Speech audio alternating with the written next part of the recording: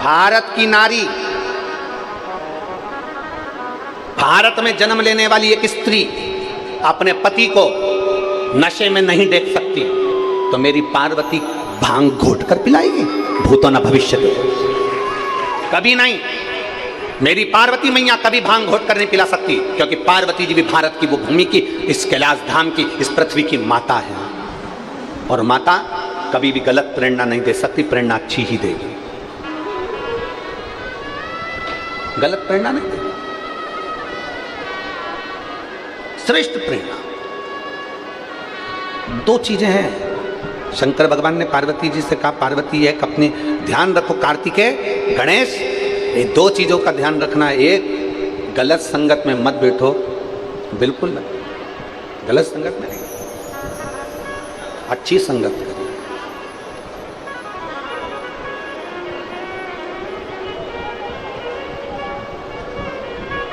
और सत्संगति से प्यार करना सीखो जी, इस देह का उद्धार करना सीखो जी। ये मानव का शरीर मिला है ना, इसका उद्धार कैसे होगा? कैसे? कोई किसी को याद नहीं रखता महाराज, कोई किसी को याद नहीं। अच्छे अच्छे करोड़पति मर जाते हैं, उनकी मूर्ति चौराहे पर नहीं लगती है। जिसके पास में 5-5, 10-10 हजार बीघा जमीन थी, मर गया, उसकी मूर्ति भी चौराहे पर नहीं लगती है। कहीं का करोड़पति मरता है, उसकी मूर्ति चौराहे पर नहीं लगती है। कहीं का धनपति मरता है, उसकी मूर्ति चौराहे पर नहीं लगती है। चौराहे पर वो मूर्ति लगती है जिसने जनमानस के लिए कुछ अच्छा करा हो और करता करता चले गया हो, उसकी मूर्ति चौराहे पर लगती है। कितने करोड़पति मर गए, कितने अरबपति मर गए, कितने धनपति मर गए, जिनके खुद के बैंक चलते थे वो मर गए। उनकी मूर्ति कभी चौराहे पर लगी हुई नहीं देखोगे। करोड़पति की मूर्ति किसी चौराहे पर लगी हुई नहीं देखोगे। अच्छा कर कर जाइए जिंदगी में, और अच्छा कर कर जाओगे तो जीवन भर याद रखोगे, जीवन भर। अमलेश्वर के लोग, अमलेश्वर के भक्त और अमलेश्वर के आसपास के 40-50 गांव के लोग, श्री पवन खंडेलवाल जी हों, विशाल खंडेलवाल जी हों, चाहे सागर खंडेलवाल जी हों, चाहे मोनू जी साहू हों, ये पक्का है कि जब जब अमलेश्वर में कोई भी कथा होगी, सबसे पहले सब लोग तुम चारों को याद करेंगे कि कथा करवाई थी तो इन्होंने करवाई थी। याद करेंगे लोग कि आपने कथा करवाई। बड़ा बड़ा कथा का पंडाल, भीड़, भक्तों का सैलाब, शिव भक्तों का आनंद। शिवरात्रि, एक दिन की कथा में रात्रि को पड़ गई शिवरात्रि, उसका आनंद। तुम अच्छा तो करो, कुछ अच्छा करिए।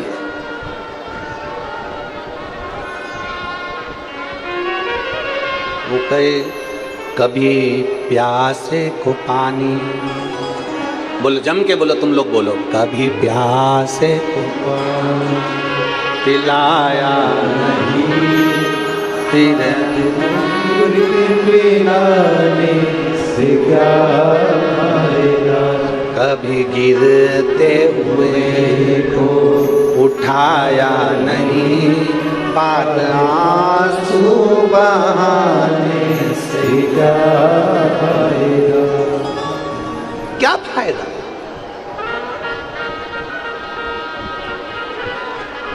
क्या लाभ?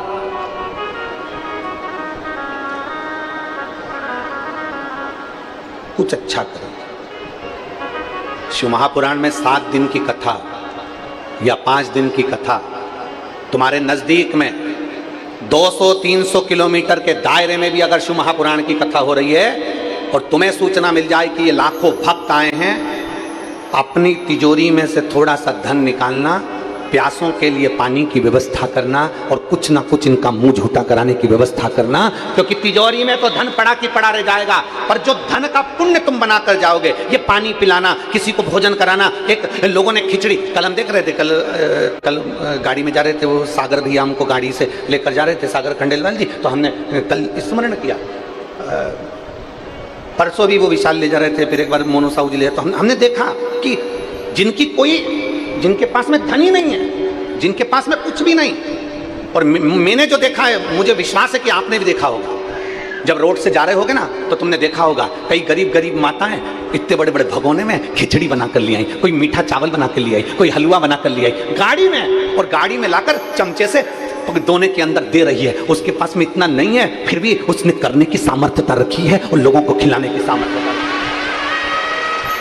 और कई अमलेश्वर, रायपुर, दुर्ग, छत्तीसगढ़ में कई ऐसे भी सेठ होंगे जिनकी खूब राइस मिल चल रही होगी और चावल का एक दाना खिलाने की जान से निकल जा रहा होगा पर खिला नहीं पा रहा होगा। कई ऐसे भी होंगे कि एक चावल का दाना कहीं किसी को खिलाने के काम नहीं आया। कई ऐसे होंगे, कई गरीब साधारण गाड़ियां जिनका स्वरूप देख लो तो तुम कहो कि ये खिला सकती है, ये खिला सकती है। अपने क्षेत्र में 300 किलोमीटर के अंदर, 200 किलोमीटर के अंदर, 250 किलोमीटर के अंदर भी अगर कोई कथा हो रही है शिव महापुराण की, और कहीं कुबेरेश्वर बाबा की कृपा से कुबेर भंडारी आया हो और लाखों की संख्या में भक्त पहुंचे हो, तो अपने तिजोरी में से थोड़ा सा धन निकालना, क्योंकि ये धन का पुण्य बनाना है। पुण्य बनाओगे तो साथ लेकर जाओगे, धन कोई साथ लेकर नहीं जा सकता, पर धन का पुण्य बनाकर साथ ले जाया जा सकता है। धन का पुण्य बनाइए। हम ये भी नहीं कहेंगे कि किसी को दे दो, तुम तो सीहोर वाले महाराज को भी मत दो, पर इतना याद रखना कहीं के महाराज को मत दो, पर अपने हाथ से करो। कल हमने वो देखा तो हमने वो उसको सागर को कहा कि सागर खंडेलवाल जी को कि सागर भैया ये गाड़ी थोड़ा स्लो करो। उन्होंने गाड़ी स्लो करी। हमने देखा कि उनके घर के बाहर एक प्याऊ लगा था, तो प्याऊ लगा तो पूछना, हमने ये बात कही कि नहीं, तो हमने कहा कि ये प्याऊ अभी कार्यक्रम के लिए लगा है कि पहले से लगा है। तो वो सागर भैया बोलते नहीं गुरुजी, यहाँ तो प्याऊ पापा का बड़ा मन रहता, मम्मी का, तो ये चलता ही रहता है। हमने उनको कहा साधुवाद है आपको, कम से कम जनमानस की प्यास बुझाने के लिए आपने प्याऊ तो लगा रखा है। ये साधुता है, इसको देखकर प्रसन्नता होती है। किसी भूखे को भोजन कराना, किसी प्यासे को पानी पिलाना। कोई बच्चा एजुकेशन के लिए पढ़ना चाहता है, उसकी बच्चे की लगन है, उसके पास में पैसा नहीं है और उसे पढ़ना है, उस बच्चे की एजुकेशन कराने का प्रयास करो। कभी कोई हमसे आकर पूछे कि सीहोर वाले महाराज तुमको इतना लोग दान करते हैं, तुम्हारा धन कहाँ जाता है? आकर देखना गौशाला में, आकर देखना वृद्धों की सेवा में। और कभी आप ऑफिस में जाकर पूछना कि एक रजिस्टर बताओ जिस रजिस्टर में छोटे छोटे बच्चे जो पढ़ना चाहते हैं उनकी एजुकेशन का, उनका कॉलेज, उनका स्कूल का फीस भी पिछले सेवा समिति जमा कर देती है। उसका एक रजिस्टर बना हुआ है, जिस रजिस्टर में जो बच्चा पढ़ना चाहता है, जिसकी एजुकेशन अच्छी, उसको पढ़ना है, धन नहीं है, बेभाव नहीं है, तो समिति उठा देती है खर्चा। आप में वो लगन होना चाहिए। आपका दिया हुआ एक एक रुपया आपको आकर देखना चाहिए सीहोर में कि कहां लग रहा है। आपके धन पे, आपकी पूंजी को आप सबके लिए रखो, पर मना नहीं। उसमें से थोड़ा सा कोई बच्चा पढ़ना चाहता है, अपने गांव का है, अपने मोहल्ले का है, उसके पास धन नहीं है, तुम पढ़ाओ। अपने बच्चे को पढ़ा कर देखना और दूसरे के बच्चे को पढ़ा कर देखना। अपना बच्चा एक बार मुंह चला देगा, पर दूसरे का बच्चा जो पढ़कर बाबू बन जाएगा, मुंह कभी नहीं चलाएगा, तुम्हारा सम्मान करेगा, तुम्हारा सम्मान करेगा, आदर करेगा, सत्कार करेगा।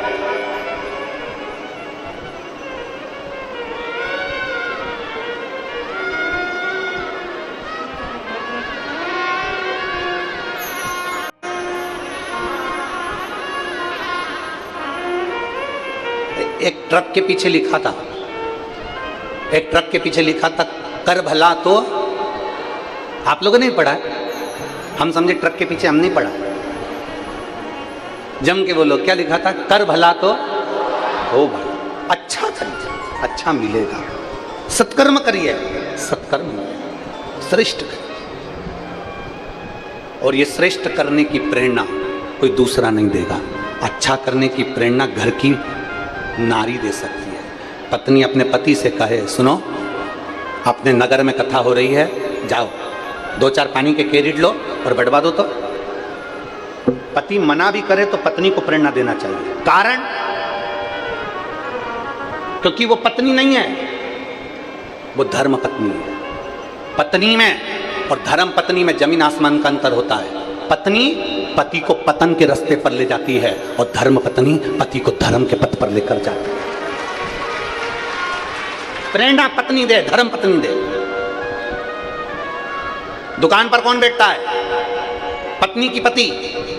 जम के बोलो जल्दी से, अरे बोलो तो। पति। कमाने कौन जाता है? पति। खेती में कौन कर रहा है? पति।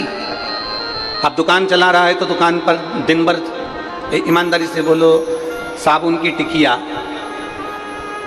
12 रुपए की बिक रही है 20 रुपए की, तो वो 20 रुपए की बेच रहा है, तो थोड़ा ना थोड़ा तो उसके मुंह से झूठ निकल रहा है ना, थोड़ा ना थोड़ा झूठ तो निकल रहा है।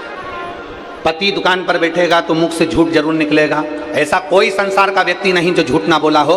अगर दुकान पर बैठे हो, ऑफिस में काम कर रहे हो, नौकरी कर रहे हो, सर्विस कर रहे हो, तो एक ना एक बार कमाने के लिए तुम्हारे मुख से झूठ जरूर निकलता है। झूठ निकलता है तुम्हारे मुंह से। कमाते कौन हो तुम, लाते कौन हो तुम। लाकर पैसा किसको देते हो? पत्नी को। पत्नी चाहे तो पति को प्रेरणा दे कि तुम्हारी कमाई में से 1 रुपया निकाल कर सत्कर्म में लगाना, क्योंकि यहाँ शास्त्र की रीति कहती है, गरुड़ पुराण कहती है कि पति का प्राण भी छूटता है, ऊपर जाता है, यम की कैद में पड़ता है, तो यमराज उसको त्राण देता है, भुगताता है, तो वो रोता है, कहता है मैंने तो अपनी पत्नी के लिए कमाया था, अपने बच्चों के लिए कमाया था, मैंने तो परिवार के लिए कमाया था, मेरे माता पिता के लिए कमाया था, मेरे भाई बंधु के लिए कमाया था, मुझे अकेले को तुम नरक पटक रहे हो। मेरी पत्नी को भी नरक पटको, मेरे बच्चों को भी नरक पटको, मेरे माता पिता को भी नरक पटको, मेरे परिवार वालों को भी नरक पटको, मेरी बहनों को भी नरक पटको, क्योंकि उनने भी तो मेरा हिस्सा खाया है। इतने में धर्मराज कहता है झूठ तू बोला, कपट तू करा, बेईमानी तू करा। तेरी पत्नी और बच्चे ने कभी नहीं कहा कि तू झूठ बोलकर कमाना, कपट कर कमाना। बेईमानी तूने करी, छल तूने करा, कपट तूने करा, तो भोगेगा भी तू, ना पत्नी ना बच्चे, कोई नहीं भोगेंगे। भुगतना तुझे अकेले को पड़ेगा। पेट अपना दुख रहा है तो दवाई अपने को खाना पड़ेगी, सिर अपना दुख रहा है तो दवाई अपने को खाना पड़ेगी, और आंखों से नहीं दिख रहा तो चश्मा अपने को लगाना पड़ेगा। यहाँ तो उल्टी रीति हो रही है आज के जमाने में। पेट तुम्हारा दुख रहा है और दवाई पड़ोसी को खिला रहे, तू खा ले, मेरा पेट दुख रहा है, मेरा सिर दुख रहा है, दवाई तू खा ले। छींक अपन को आ रही है तो अपने को छींकना है, खांसी अपने को आ रही है तो अपन को खांसना है, दर्द अपने को हुआ है तो तकलीफ अपने को होना है।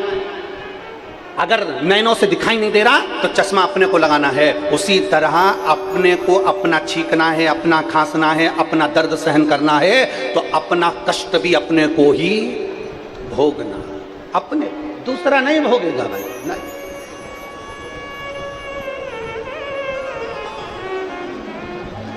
अरे देख लिया संसार हमने, देख लिया सब मतलब के यार हमने, देख लिया झूठे नाते झूठे रिश्ते, झूठे नाते झूठे रिश्ते, अरे झूठा है संसार हमने देख लिया सब मतलब के यार हमने देख लिया। ये प्रेरणा अपने को देना। कोकड़ी में हमने कथा करी, फिर एक वो कल आए थे अग्रवाल जी, उनके हमने कथा करी, तो वो कल मिलने आए, कोकड़ी वाले भी कल मिलने आए, हाले कोसा वाले दिनेश जी भी कल मिलने आए, सब मिलने आए। सबके मुंह पे एक बात, गुरु जी कथा दे दो, गुरु जी हमको कथा दो। अग्रवाल जी बोले गुरु जी हमको कथा दो। हमने कहा अभी तो करी थी तुम्हारे यहाँ, बीती जल्दी कथा का क्या काम, कोकड़ी वालों से काम तुमने अभी तो कराई, जयसवाल जी फिर कथा। कहे गुरु जी बस ये ललक है भगवान की भक्त हो, शरीर के द्वारा कुछ अच्छा हो जाए, कुछ अच्छा। सब्र और कद्र दो चीजें हैं। जम के बोलो क्या क्या, आवाज नहीं आई, फिर से बोलो। सब्र और दूसरी कद्र। अगर आपके पास में धन नहीं है, तकलीफों की जिंदगी चल रही है, तो शिव महापुराण की कथा कहती है थोड़ी सब्र करना, थोड़ा धैर्य रखो, शांति रखो। कोई जल्दी बनता है, कोई लेट बनता है, शिव को जल चढ़ाने वाला एक दिन सेठ जरूर बनता है, एक दिन सेठ जरूर बनेगा। थोड़ा सब्र रखना, इंतजार करना, भटकना मती। लोग कहेंगे हमारे पास चल, वो बाबा जी के पास चल, ऐसी भभूति फेंकेगा और हंडा सोने का निकाल कर दे देगा। नहीं, अगर ऐसा बाबा कहीं का होता सोने का हंडा निकालने वाला, तो सबसे पहले अपना भंडारा भर लेता, फालतू के लफड़े में पड़ता ही नहीं।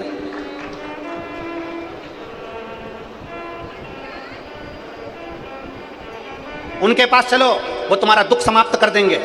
नहीं, अगर दुख समाप्त करने वाले होते तो सबसे पहले अपने परिवार को और अपने घर का दुख समाप्त कर लेते।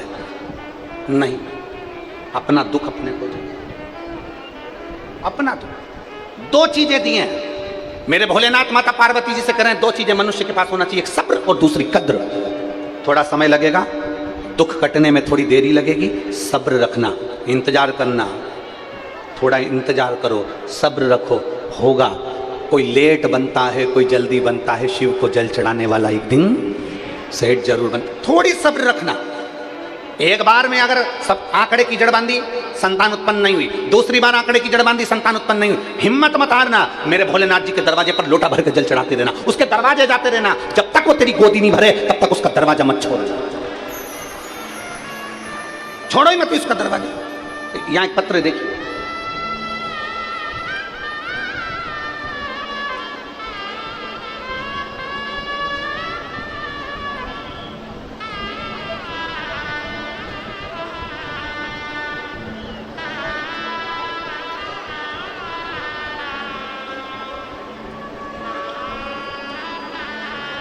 मैं रीतू साहू, पति महेंद्र साहू, गुड़ियारी, रायपुर की निवासी हैं। कहीं बैठे हो तो हाथ हिला सकते हैं। रीतू साहू, पति महेंद्र साहू, गुड़ियारी, रायपुर के निवासी हैं। मेरा मोबाइल नंबर ये है। कहीं बैठी हो तो हाथ हिला सकती हैं। गुरुदेव, एक लोटे जल का मैं क्या वर्णन करूं उसका, और सीहोर के रुद्राक्ष का मैं क्या बखान करूं। 1 जून 2023 को मेरा बेटा भावेश साहू, जो अभी 4 वर्ष का है, उसे मेरे पड़ोसी की बेटी ने खेल खेल में एसिड पिला दिया। मेरे 4 वर्ष के बच्चे को, भावेश साहू को, पड़ोसी की बेटी ने खेल खेल में एसिड पिला दिया। एसिड पिलाते से ही मेरे बच्चे की आहार नली जल गई और हम उसको तुरंत हॉस्पिटल लेकर गए। हॉस्पिटल में 1 महीना तक रायपुर के एम्स हॉस्पिटल में वो पड़ा रहा। डॉक्टरों ने कह दिया ये बच्चा बचेगा नहीं, इस बच्चे के बचने के केवल 20% चांसेस के सिवा ये बच्चा नहीं बचेगा। डॉक्टरों से हमने कहा तुम इस बच्चे को तो बचाने का प्रयास करो तो करो।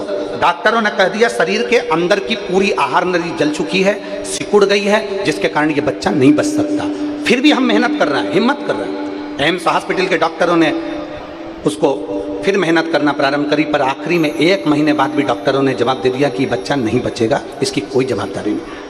हॉस्पिटल में पोछा लगाने वाली एक आई ने कह दिया कि शंकर को जल चढ़ा और उससे प्रार्थना कर। जब वो दुनिया का विष पी सकता है तो तेरे बच्चे का भी विष पी सकता है। मैंने सीहोर वाले महाराज के मुंह से सुना है। पोछे वाली बाई ने हॉस्पिटल में कहा, तोड़कर मैं मंदिर गई, शंकर जी पे जल चढ़ाकर उसका जल लाई, बेलपत्र लाई, बेलपत्र डॉक्टर से पूछकर उसके पलंग के अंदर रख दिया और उसका जल उसके शरीर से लगा दिया। गुरुदेव, 1 महीने तक बच्चे ने आंख नहीं खोली थी, जल और बेलपत्र का प्रयोग करा, 20 मिनट के बाद बच्चे ने आंख खोल दी थी। गुरुदेव, 20 मिनट के बाद बच्चे ने आंख खोल दी। मैंने पशुपतिनाथ का व्रत करना प्रारंभ करा। डॉक्टर के हिसाब से आहार नली पूरी जल चुकी थी तो बच्चा कुछ खा नहीं सकता था। बच्चे को केवल पानी भी नली से दिया जाता था, लिक्विड भी नली से दिया जाता था। ऐसी दशा देखते देखते कई माह निकल गए, 4 महीने पूरे हो गए, पर बच्चा खाना नहीं खा सकता था। पर हिम्मत करी, शंकर को बेलपत्र चढ़ाकर, कोमल सी बेलपत्र लाकर उसको मलकर पानी में घोलकर बच्चे को आहार नली से दे दी। दूसरे दिन तो बच्चे ने हाथ से नली को निकाल दिया और भोजन करना प्रारंभ कर दिया। मैं बाबा को धन्यवाद देती हूँ। ये शिव तत्व है, ये औघड़ी है, शंभू है। कहीं बैठी हैं? अच्छा, उधर पीछे हैं क्या? बच्चा आया है साथ में? लिया उसको ऊपर, लिया लिया। डॉक्टर कहते हैं कि जिस एसिड को इसको पिलाया गया है उसके बाद बच्चा जिंदा नहीं रह सकता।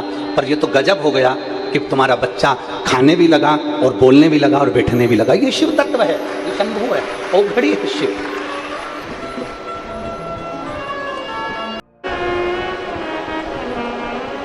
थोड़ा धैर्य रखकर, धीरज रखकर, सब्र रखिए।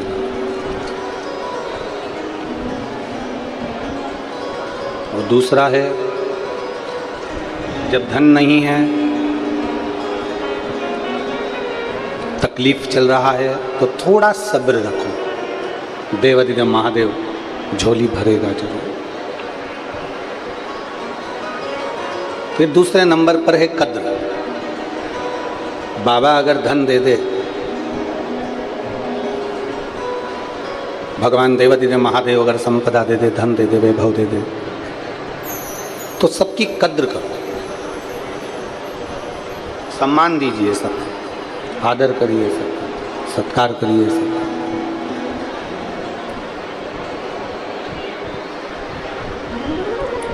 सबका आदर, सम्मान, सत्कार, कद्र करें।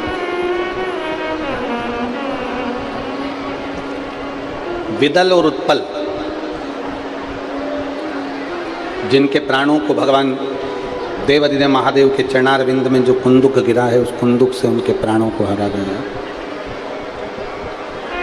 शिव जी का नाम कुंदकेश्वर महादेव पड़ गया। बोल कुंदकेश्वर महादेव की, भगवान शंकर कुंदकेश्वर महादेव पड़ गए।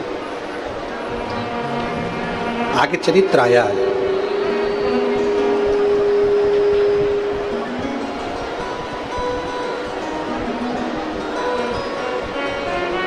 देवता और राक्षसों ने मिलकर मंथन किया, और देवता राक्षस मिलकर जो मंथन करे, उस मंथन में सबसे पहले निकलने वाली है गौ माता।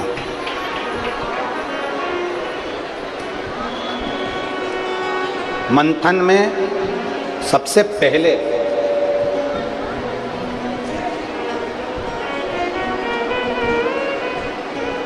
अगर मंथन में सबसे पहले निकल रही है तो गौ माता निकल रही है।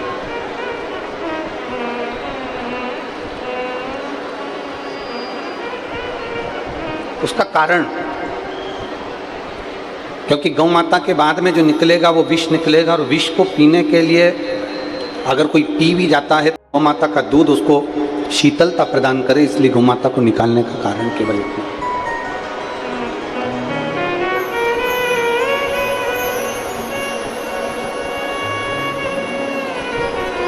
आज जो भारत की भूमि पर गौमाता की जो दशा है, उस पर ध्यान देना बहुत जरूरी है।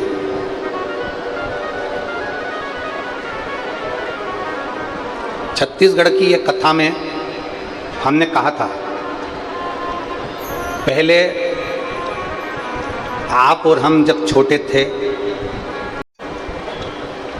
हमें आपका नहीं मालूम पर हमें अपना तो ध्यान में है, और मुझे उम्मीद है कि आपकी भी छोटेपन में पहले के समय में निबंध लिखने को आता था, और निबंध भी आता था तो गाय पर निबंध लिखने को आता था। बोलो सही है कि गलत है? गाय पर निबंध लिखने को आता था तो अपन उसमें लिख देते थे कि गाय की एक पूंछ होती है, 4 पाँव होते हैं, 2 नयन होते हैं, 2 सींग होते हैं, गाय दूध देती है। बोलो लिखते थे कि नहीं लिखते थे? पूरा निबंध।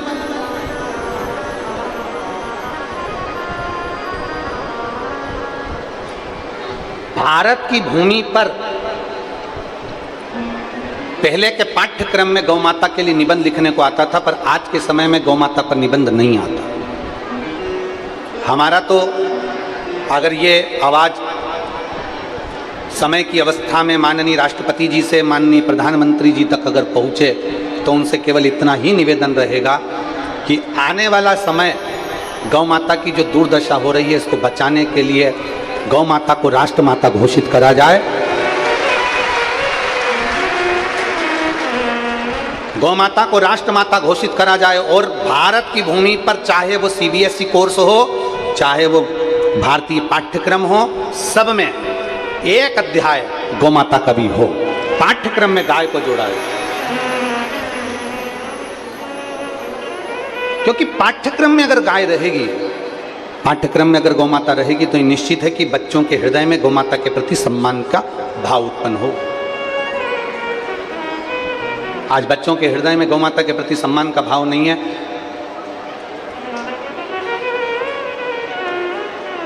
जिस भूमि पर गाय को काटा जाता है, जिस भूमि पर गौ माता की हत्या होती है, जिस भूमि पर गौ माता के मांस की तस्करी होती है, गौ की तस्करी होती है, वो भूमि फिर जल्दी से विकास नहीं कर पाती, वो भूमि एक दिन गर्त में ही चली जाती है। निवेदन है कि आने वाले समय में गौ माता को राष्ट्रमाता का पद दिया जाए, जिससे ये गौ हत्या थोड़ी सी बंद हो सके और गौ माता का सम्मान हो सके। मंथन में निकली है, देवता और राक्षसों ने जो मंथन करा, उस मंथन में गौ माता प्रकट,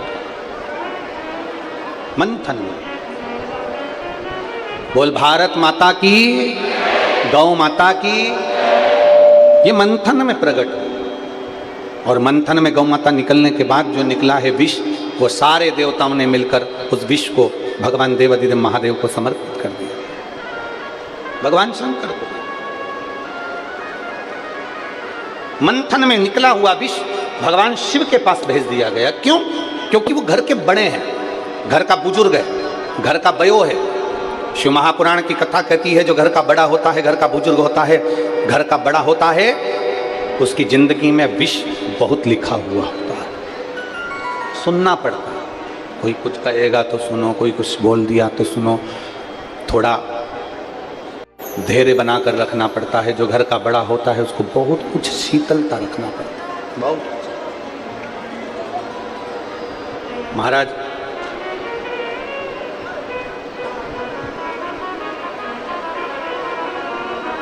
घर का जो बड़ा है उसको गंभीरता में भी रखा जाता है।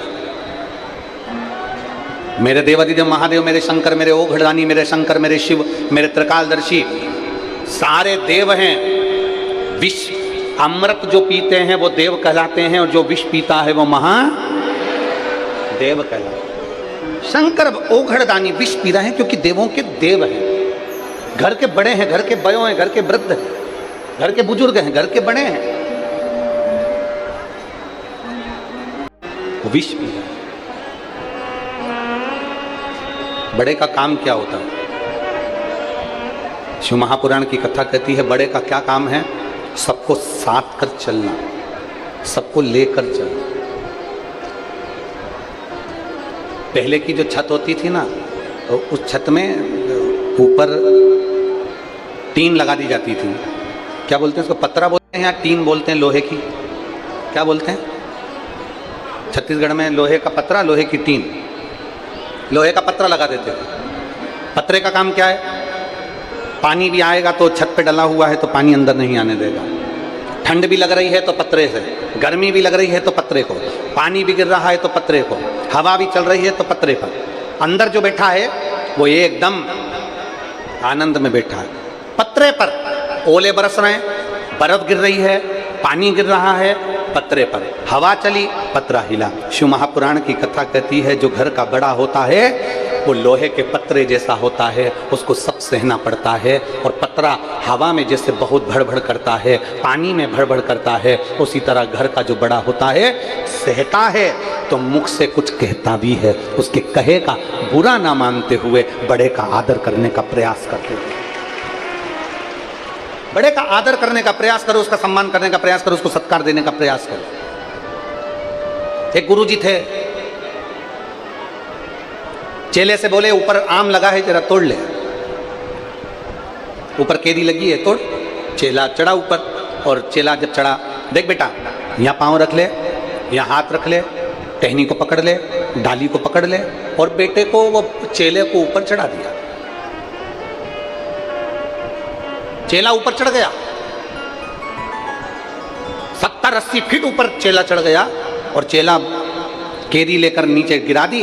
अब उतरने लगा, ऊपर से उतर रहा था तो गुरुजी ने कुछ नहीं बोला कि यहाँ पाँव रख, कि यहाँ हाथ रख, कि इस टहनी को पकड़ ले, कि डाली को पकड़ ले, कि ये कर ले, कि वो कर ले। चेला तो बस उतरता गया, उतरता गया। केवल 15 फीट की दूरी बची, उतरते उतरते मात्र 15 फुट की देरी बची, और गुरुजी ने बोलना चालू करा, यहाँ पाँव पर रख ले, कोटर में पाँव रख, टहनी को पकड़ ले, डाली को पकड़ ले, पाँव को धीरे से रखना, आराम से रखना। चेले को तो गुस्सा आने लगा, इतनी ऊपर से उतरा तो गुरुजी ने एक शब्द नहीं बोला, नीचे नीचे आ गया तो गुरुजी अपना गुरुपन दिखाने लगे। गुरुजी तो अपना गुरुपन दिखा रहे, चेला नीचे उतर गया।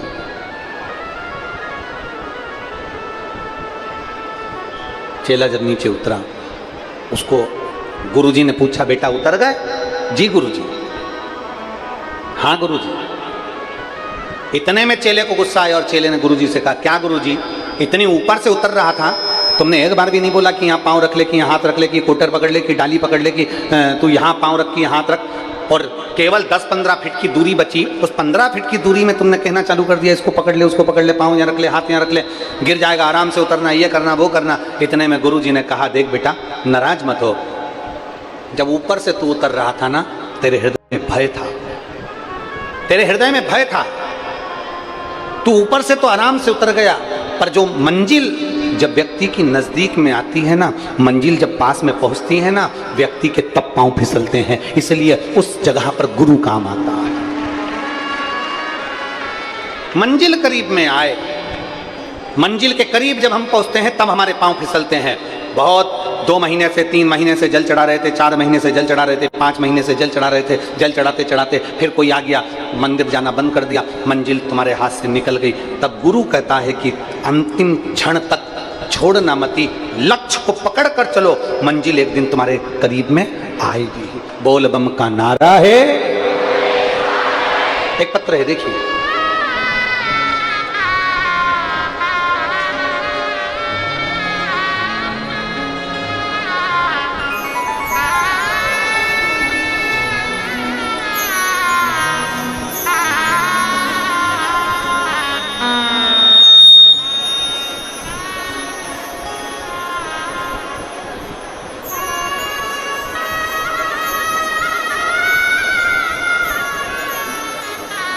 मेरा नाम शारदा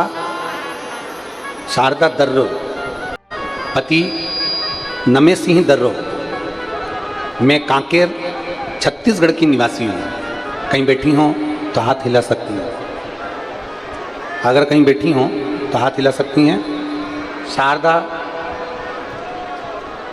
दर्रो, पति नमे सिंह दर्रो। मैं कांकेर छत्तीसगढ़ की निवासी हूँ। कहीं बैठी हो तो हाथ हिला सकती हैं।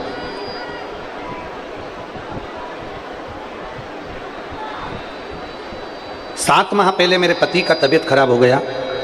पत्र को आप लोग LED पर भी पढ़ सकते हैं और आस्था चैनल पर भी पढ़ सकते हैं। 7 माह पहले मेरे पति का तबीयत खराब हो गया।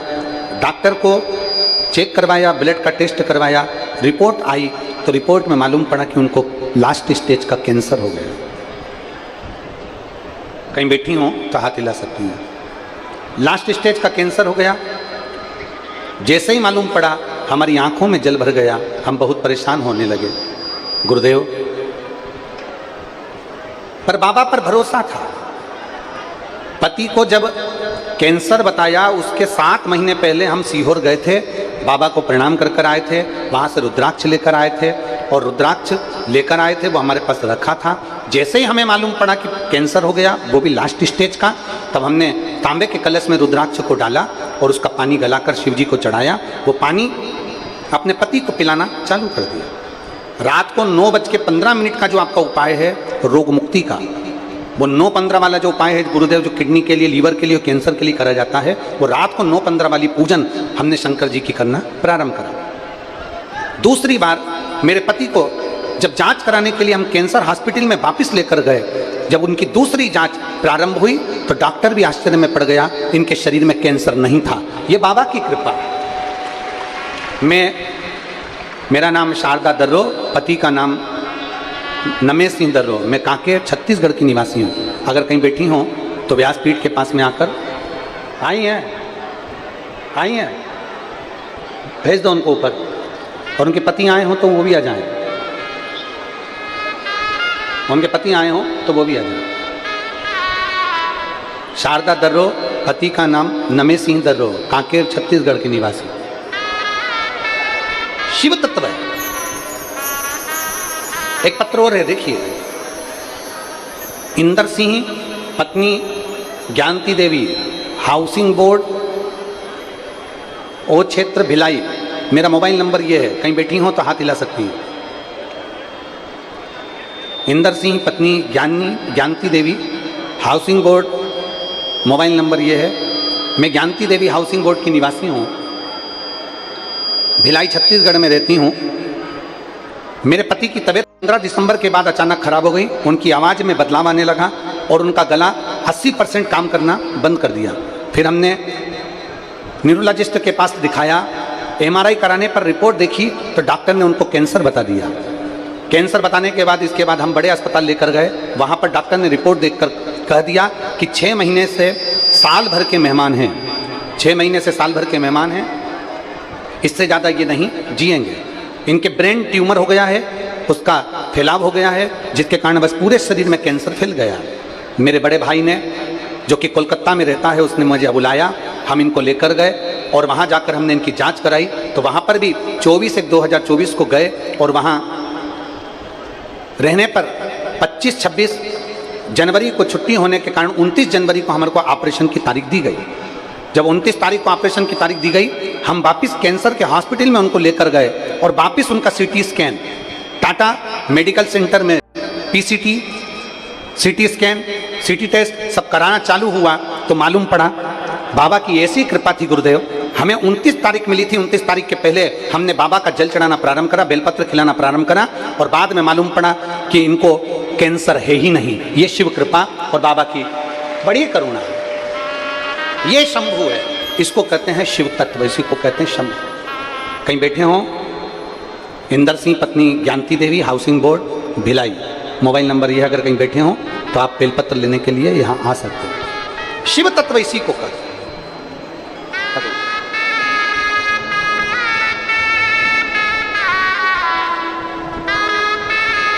शारदा दर्रो,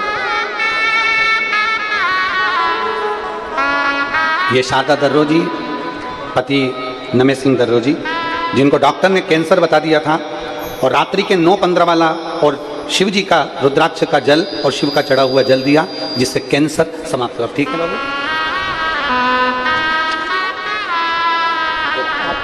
आपके पति ठीक है।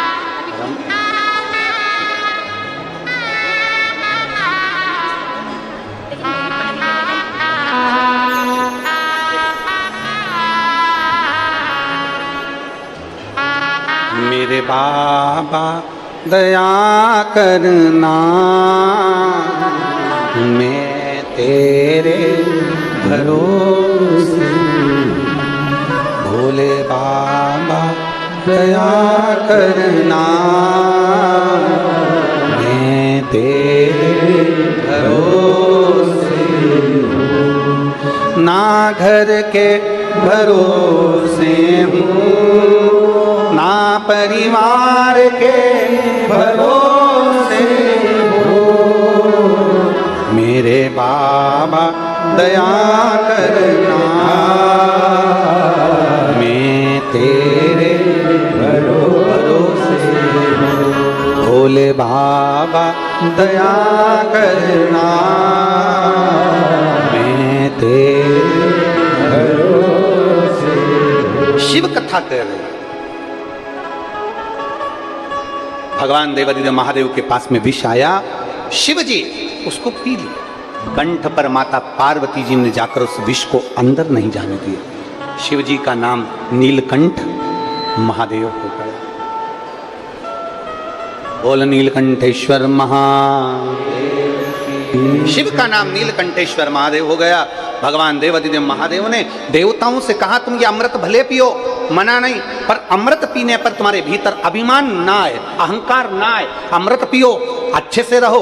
भगवान अगर धन देता है तो ये कभी नहीं कहता कि अभिमान करना, भगवान धन देता है तो ये कहता है इस धन का सदुपयोग करो, प्रयास करो कि इस धन को सदुपयोग में लगे, प्रयास करिए कि सत्कर्म होता रहे। आगे वर्णन आया सुंदर प्रसंगों में, भगवान तुमरुका जी चंचुला देवी को बड़े आनंदमय भाव से भगवान शिव के 12 ज्योतिर्लिंग का स्मरण करा रहे हैं। चंचुला देवी भगवान शंकर की पवित्र कथा को सुनते हुए भगवान शिव ईश्वर जी और गोरा जी बनकर जो कथा सुन रहे हैं, समर्पण शिव महापुराण की कथा जो अमलेश्वर में चल रही, उस आनंदमय कथा को भगवान देवादिदेव महादेव हाटकेश्वर महादेव भी श्रवण कर रहे हैं। और कहा, प्रथम ज्योतिर्लिंग का वर्णन करा श्री सोमनाथ जी का। चंद्र को काया का रोग हो गया और चंद्र को काया का रोग हुआ। चंद्रदेव ने जाकर देवऋषि नारद से पूछकर भगवान शंकर की आराधना करना प्रारंभ करा, भगवान शिव की आराधना करी। जैसे ही महादेव की आराधना करी, भगवान देवादिदेव महादेव प्रसन्न हो गए और होकर उन्होंने चंद्र की काया के रोग को मिटा दिया। शंकर जी का नाम सोमेश्वर महादेव हो गए। बोल सोमनाथ भगवान की। अगला वर्णन आया श्री मल्लिकार्जुन का। कार्तिकेय बाबा रुष्ट होकर चले गए थे, जिनको मनाने के लिए भगवान देवाधिदेव महादेव शंकर भगवान माता पार्वती जी के साथ में पहुँचे हैं श्रीशैलम पर। उन्होंने जाकर उनको राजी करा। शिव पार्वती वहाँ विराजमान हुए। शिव जी का नाम सुंदर आनंद से मल्लिकार्जुन के रूप में विराजित होते हैं। बोल मल्लिकार्जुन भगवान की। अगला वर्णन आया है श्री महाकाल का। दूषण नाम के राक्षस का संहार करने के लिए भगवान शंकर 84 रूप में प्रकट होकर उसका काल बने, तो शिव जी का नाम महाकाल। अकाल मृत्यु वो मरे, जो काम करे चंडाल का, काल उसका क्या बिगाड़े, जो भक्त हो महाकाल का। शिव की आराधना में लीन रहते हैं। फिर अगला वर्णन है चौथे नंबर पर ओमकारेश्वर का। और बड़े किस्मत वाले हैं आप सभी जो ओमकारेश्वर की पवित्र भूमि से 9 जून से 15 जून तक सुंदर पवित्र शिव महापुराण कथा का लाभ लेंगे। दोपहर में 1 बजे से 4 बजे तक कथा आस्था चैनल पर भी आएगी। जो शिव भक्त 12 ज्योतिर्लिंग में से एक ज्योतिर्लिंग नर्मदा जी का तट ओमकारेश्वर की पवित्र भूमि पर बैठकर कथा सुनना चाहते हैं, बड़े भाव से आएँ। धूप बहुत तेज है, गर्मी है, साथ में पानी की बोतल, छाता, ओढ़ना बिछाना साथ में लेकर चलें और बड़े भाव से, इस भाव से आए कि हमें वहां सेवा करो। भोजन बनाने का मौका मिले भोजन बनाओ, भोजन कराने का मौका मिले भोजन कराओ, क्योंकि यह कथा ओमकारेश्वर की, इसका कोई यजमान नहीं, इसके यजमान स्वयं ओमकारनाथ भगवान शंकर ही उसके यजमान, भगवान शिव ही उसके यजमान। और आप और हम सब शिव भक्त भगवान शंकर की उस आराधना में मां नर्मदा के घाट पर ओमकारेश्वर बाबा के चरणों में बैठकर कथा का लाभ लेंगे। विंध्य नामक पर्वत ने भगवान शिव की आराधना करी थी और शंकर की आराधना कर कर भगवान ओमकारेश्वर नर्मदा के मध्य में विराजमान हो जाते हैं, वो ओमकारेश्वर कहलाते हैं। बोल ओमकारेश्वर भगवान की। अगला वर्णन आया है श्री केदारनाथ जी का। नर नारायण ने तप कर कर भगवान शंकर को यहाँ विराजमान किया, भगवान केदारेश्वर बनकर विराजित हुए। अगला वर्णन है फिर भीमा शंकर का। कुंभकर्ण की धर्मपत्नी करकटी, करकटी का पुत्र है भीम, जिसने बहुत उपद्रव मचाया, तब भगवान शंकर ने आकर भीम का संहार करा, तो शिव जी का नाम भीमा शंकर हो गया। भीमा शंकर। हमारा भी प्रयास रहता है कि 12 ज्योतिर्लिंग में धीरे धीरे धीरे धीरे करते करते 12 ज्योतिर्लिंग में कथा हो जाए और शंकर के भक्त 12 ज्योतिर्लिंग से शिव महापुराण की कथा सुन लें। पहले काशी में करी, फिर उज्जैनी करी, बीच में परली वैद्यनाथ जी में हुई, ऐसा ही क्रम करते करते करते करते फिर वापिस ओमकारेश्वर हो रही है। ये तो शिव की कृपा है, वो कराने वाला और वही करने वाला है। आप और हम तो केवल एक निमित्त है। अगला वर्णन आता है काशी विश्वनाथ। मनु शत्रुपा ने तप कर कर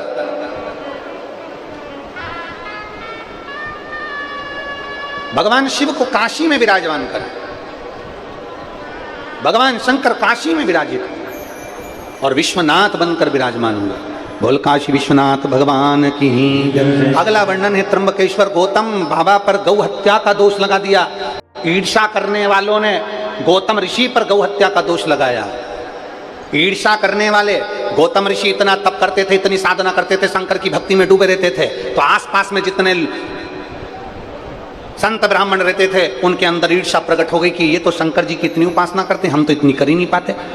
जो भी आता है वो गौतम ऋषि का जय जय को घोष करता है, जो आता है वो गौतम ऋषि की जय जयकार करता है, और हमारा तो कोई नाम ही नहीं लेता। तो सारे ब्राह्मण ऋषि जो थे वो उनके मन में आया कि कुछ भी करके गौतम ऋषि पर गौ हत्या का दोष लगा। गणेश जी को गाय बनाया गया, गौतम ऋषि के आश्रम में भेजा गया और गणेश जी से कहा कि उनके आश्रम में तुम जाकर मर जाना, श्राप लगेगा, दुनिया के लोग हाहाकार करेंगे कि गौतम ऋषि ने गौ माता को मार दिया। देखिए ईर्ष्या, नफरत, जलन ये इतनी शरीर में हावी हो जाती है कि दूसरों का भला करने की जगह दूसरे का लोग बुरा करना प्रारंभ कर देते हैं, किसी की प्रतिष्ठा देखकर। और यहाँ रामचरितमानस में तो यहाँ तक कहा है, ऊंच निवास नीच करतूती और देख ही न सकही पराई विभूति। अच्छे अच्छे अहदे पर लोग बैठ जाते हैं, बहुत बहुत ऊंचे ऊंचे सिंहासन पर बैठ जाते हैं, बहुत बड़े बड़े पद पर लोग बैठ जाते हैं और किसी की प्रतिष्ठा नहीं देखी जाती है। इतने लोग कैसे आ रहे हैं, भरचक गर्मी में 46 डिग्री टेम्परेचर है, इतनी सारी भक्त कैसे आ गए, कैसे पहुंच गए, क्या व्यवस्था हो रही होगी, इतना सारा खाना कहां से आ रहा होगा, इतना सारा भोजन कैसे कर रहे होंगे, पानी की व्यवस्था कैसे हो रही होगी, ये इतनी भीड़ कैसे आ गई, क्या हो गया। तो ये ईर्ष्या लोगों के अंदर आती चली जाती है और ईर्ष्या जब अंदर भर आती चली जाती है तो दुनिया के लोग फिर बदनाम करना प्रारंभ कर देते हैं, गाली देना प्रारंभ कर देते हैं, अपशब्द कहना प्रारंभ कर देते हैं। ईर्ष्या भरी है लोगों के अंदर तो वो तुमको प्रकट करेंगे ही। ईर्ष्या अंदर, प्रतिष्ठा नहीं देखी जाती है, सत्ता नहीं देखी जाती। गौतम बाबा पर गौ हत्या का दोष लगा दिया, दोष लगा गौतम ऋषि पर जैसी दोष लगा, माहिल्या ने भगवान को पुकारा, ब्रह्मा विष्णु वहां आकर विराजमान हुए, त्र्यंबकेश्वर के रूप में विराजित होते हैं। अगला वर्णन आता है श्री वैद्यनाथ जी का। रावण भगवान शिव का शिवलिंग लेकर जा रहा था, बीच में भूमि पर रख देता है तो भगवान वैद्यनाथ जी के रूप में विराजमान हो जाते हैं। अगला वर्णन आया है श्री नागेश्वर। दारुक नाम के राक्षस के भगवान ने संहार किया, नागेश्वर के रूप में विराजित हो गए। अगले वर्णन है रामेश्वरम का। भगवान राम ने लंका पर चढ़ाई करने से पहले भगवान स्वयं शिव की स्तुति करते हैं, उनकी आराधना करते हैं, उनकी स्थापना करते हैं, रामेश्वरम के रूप में विराजमान हुए। अगला वर्णन है कृष्णेश्वर। सुधर्म नाम के ब्राह्मण की 2 धर्म पत्नियां थी, सुदेहा और घूष्मा। सुदेहा के यहाँ संतान नहीं हुई तो घूष्मा का बेटा सुदेहा को दे दिया, सुदेहा को दे दिया गया। सुदेहा ने बेटे को बड़ा करा, विवाह कर दिया। बहू को मालूम पड़ा कि मेरी असली सास तो घूष्मा है। बहू ने पूछना बंद कर, सुदेहा को गुस्सा आ गया, बेटे के तलवार से टुकड़े कर कर कपड़े में बांध कर तालाब में फेंक दिया। घूष्मा का मन था, घूष्मा की चित्तवृत्ति में शिव समाये थे, रोज शंकर की आराधना करती थी, शिवलिंग का निर्माण करती, भगवान शंकर का शिवलिंग तालाब में विसर्जन करने जाती। एक दिन घूष्मा ने सोचा मेरे बेटे को मैंने बहुत दिन से नहीं देखा, तभी उसका 1 हफ्ते पहले मरा हुआ बेटा तैरते हुए बाहर निकल कर आ गया। शिव जी का नाम कृष्णेश्वर महादेव। ये 12 ज्योतिर्लिंग का चरित्र भगवान देवाधिदेव महादेव श्रवण करते हैं। तुमरुका जी चंचुला देवी को कथा सुनाते हैं। चंचुला का पति बिंदु प्रेत योनि से मुक्त होता है। भगवान देवाधिदेव महादेव का आनंद राशि होते हैं। शिव जी जटा से बेलपत्र उठाकर शिव पोथी को समर्पित करते हैं। भगवान शंकर से तुमरुका जी ने वर प्राप्त किया। शंकर भगवान कहते हैं सुनो तुमरुका जी, कलयुग में, कलिकाल में जब चारों तरफ हाहाकार मच रहा होगा, हर तरफ मृत्यु ही मृत्यु दिख रही होगी, चारों तरफ हाहाकार मच रहा होगा, मृत्यु ही मृत्यु नजर आ रही होगी, तब भगवान शंकर कहते हैं तुमरुका जी, उस समय पर ये शिव महापुराण संपूर्ण भारत का, संपूर्ण विश्व का, संपूर्ण पृथ्वी का कल्याण कर रहा होगा, संपूर्ण पृथ्वी का कल्याण। ये शिव महापुराण की कथा जिस भूमि पर होगी, जिस जगह पर होगी, जिस स्थान पर होगी, उस भूमि पर, उस स्थान पर 7 दिन के लिए मैं स्वयं 12 ज्योतिर्लिंग छोड़कर कैलाश और काशी छोड़कर विराजमान होऊंगा। जो इस शिव महापुराण की साक्षी में बैठकर मेरी प्रार्थना करेगा, आनंद से कथा कर तत्व श्रवण करेगा और दिल से अपने मन की बात मुझसे कहकर जाएगा, शिव जी कहते हैं उसकी झोली मैं स्वयं खुशियों से भरने के लिए पहुंच जाऊंगा।